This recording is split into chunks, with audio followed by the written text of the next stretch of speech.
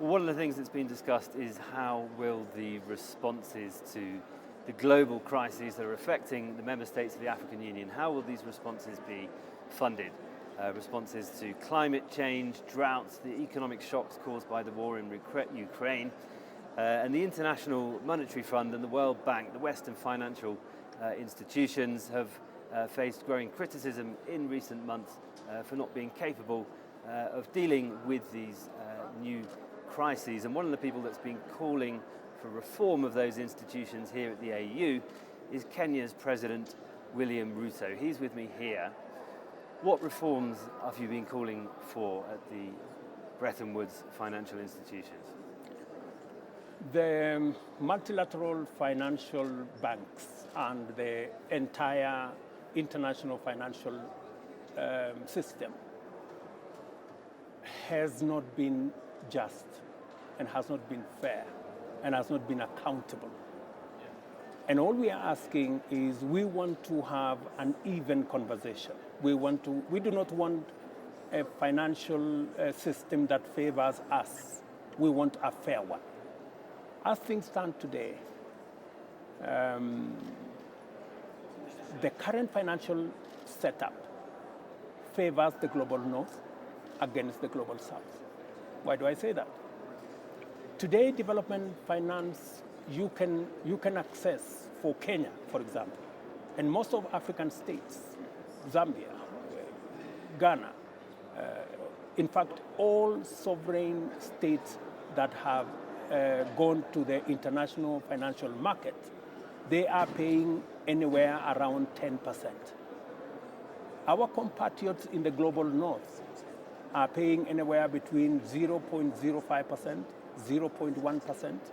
Clearly, we are accessing development finances 100 times more expensively than they do from the financial institutions. That is not fair. And that is why we have found ourselves where we are. And that is why we are saying the current financial setup is rigged against those in the global south, especially in the continent of Africa. If you go to the financial markets today, we are paying 100 times more than our friends in the global north are paying. And we are saying if we have to fund the development that we have to change the financial system. It is not fit for purpose, it is unjust, it is not accountable. And we are saying the same financial setup today, or financial system today, favors the emitters. It favors those who pollute. They get development finance cheaper than we do.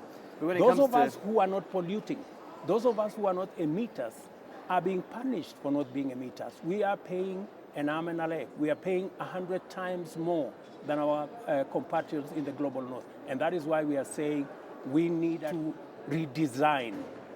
We need a new system that understands, that is accountable, that makes those who have brought us here to the climate crisis that we have, the emitters, the polluters, they need to be held to account so that an accountable system that doesn't punish the least polluters and doesn't reward the most, those who pollute the most, a system that works for everybody.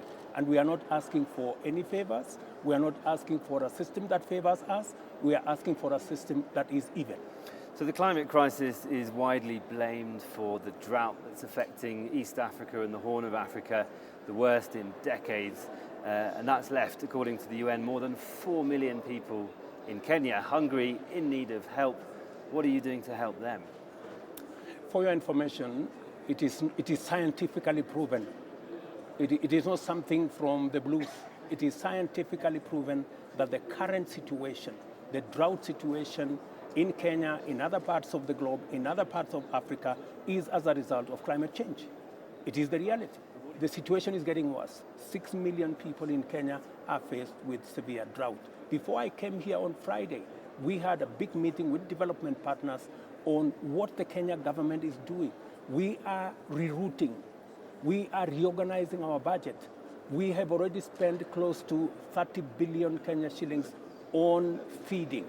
on accessing food for livestock, on water tracking. We are going to reorganize our budget some more because the situation is not getting better, the situation is getting worse. So we are reassigning resources meant for development, resources meant for schools, resources meant for hospitals, to feed people, to feed livestock.